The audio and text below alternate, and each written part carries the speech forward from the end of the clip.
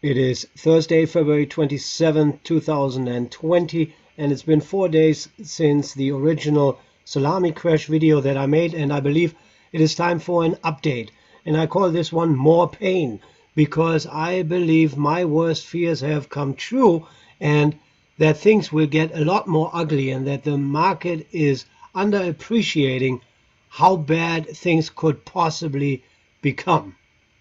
Let's begin by taking a look at the S&P 500, and we hit our first target. That was 3100, so we've now seen a decline of 10% from the highs that we put in, and it was only last week when we put those in till now.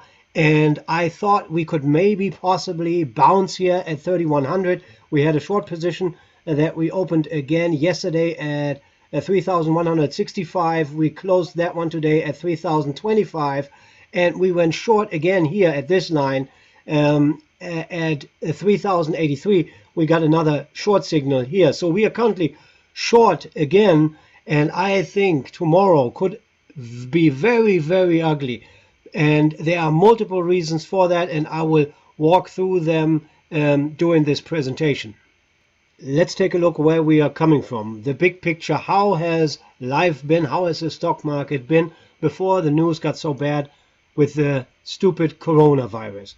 We have been in this slow growth environment for pretty much a decade now, and only big tech is really doing well. The rest of the economy is not, and big tech stocks have just been ramping to the upside. So it has been pretty narrow, that rally, and most of it can be explained by massive buyback activity, because the Fed has injected so much liquidity, and because we've had this slow economic growth, all those businesses that had access to capital that could borrow pretty much at zero interest rates, they didn't know what to do with all that cash, because the economy was not strong enough for them to actually invest in their businesses and hire people and buy new machines and open new factories. So what did they do? They decided to buy back their stocks. And what does that do? It shrinks the share count, so your profits per share go up. And because those profits are taxed differently than dividends, it causes the stocks to go higher despite them not really growing. So it creates this artificial lift to the stock market, and that costs then high valuations. So we all know that we have like this PE ratio. I'm not a big believer in it, because we are assuming we know the PEs of the future, and we don't, because, for example, what is happening right now will change the PE ratio tremendously. But let's just take it as at face value. We have high valuations. So relative to the earnings of the companies in aggregate, the stock market is very high. Relative to global GDP or to GDP in the US, stock market valuations are very high. And then all these companies have lots of debt. Everybody who needed to refinance has refinanced. Anybody who needed capital got capital. So we have now this scenario where about 25% or so of the companies that are in the Russell 2000 do not take in enough cash flow to actually service their debt. So they're pretty much insolvent companies, and they can only survive if they can roll over the debt whenever it comes due, because they cannot pay it off. This creates a problem. But we have this perceived safety because we have been conditioned over the last 10 years that there is no real problem out there that can't be fixed by Jay Powell and his printing machine. And this has now caused a very complacent market environment at exactly the worst possible time. So where are we now? We are now facing a global pandemic. So far, it has only affected supply chain, and that is still the focus of Wall Street. And I think it is misguided, because the problem is a whole lot bigger than simply not getting the parts out of China. This number here, it is R0, and it is how many people does an infected patient, somebody who has contracted that coronavirus, how many people does that person then infect?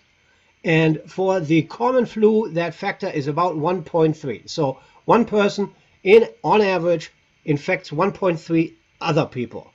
The number here is somewhere between 3 and 4. And what that means is we have an exponential curve. And I will talk about that on the next slide. But it is very, very dangerous. And this number here, this means trouble. And we have another problem. Right now we have, I believe, a massive underreporting of cases worldwide because we don't even have proper ways of testing for the coronavirus. And that causes a huge problem because now we believe we only have like some 80,000 cases. I believe that is at least by an order of magnitude too low. We probably have something north of 1 million right now. And yesterday it was the first day that if we were to take the official numbers by face value, which obviously we shouldn't, but if we were to do that, yesterday was the first day that we had more new cases outside of China than in China. So that is not a good sign. Then what news did we learn today? It is that Japan is shutting down all of its schools. And what really worries me is that we are powerless. We cannot do anything about all of this. And the most dangerous thing about this coronavirus is that you can actually contract the virus, not know that you are infected, and then infect other people.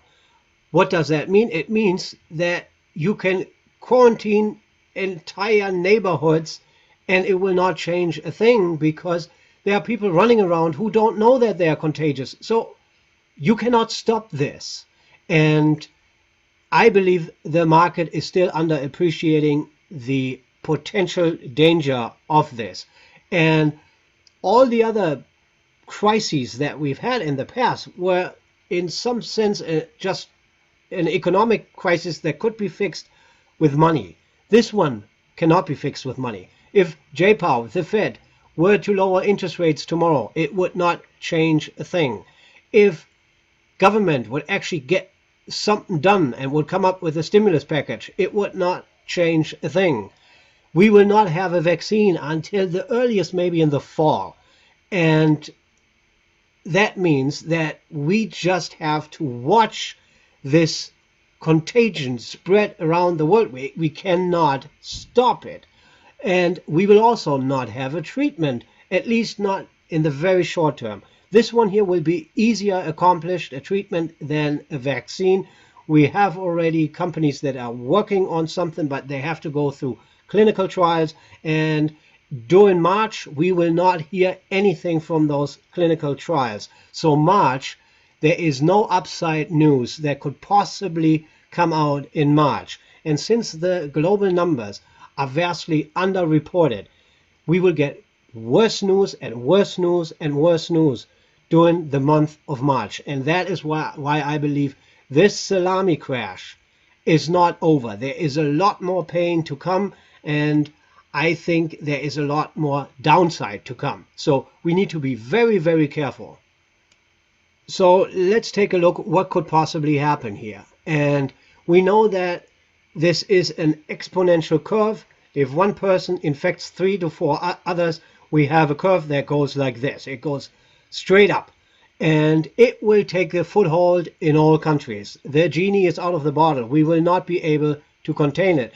And what happened in Japan today, it will happen everywhere. It will happen in the US. The question is, how far are we going to go? How bad is it going to be? Obviously, I do not know.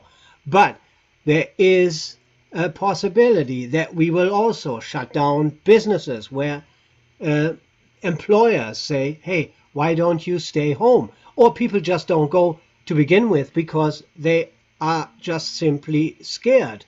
And what happens then to payroll? Do the companies that are not manufacturing anymore, that cannot provide their services anymore, do they have enough income to actually make payroll? We talked about how much debt all those companies have out there. How are they going to survive?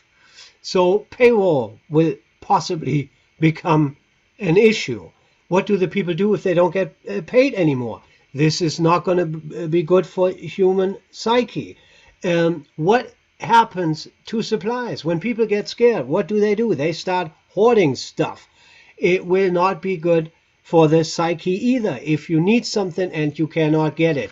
What is the ultimate conclusion when something like that happens? Panic, I believe, is likely. And I don't know if all this is going to turn out the way I just outlined it, but I believe there is a potential for that. And because it could happen, the market will at least try to price that possibility in. And so far, it is not in at all. We were expensive before this drama with the virus, with the high valuations. We talked about it. It was an artificial bubble. People are complacent. They believe everything, every dip should be bought. So people do not have the right mindset to assess this objectively. So there will be a lot of people who are buying into dips and they believe the worst is over. I think they will get burned badly. So that is why I believe we must be very, very cautious out there. And if you need updates and if you want to learn more about it, if you want to get notified, go to quantyeti.com/UVXY. We send out alerts in real time what we think the market is going to do. I hope you found this helpful. If you have any questions, hit me up on StockTwits. My handle is @OptionBob.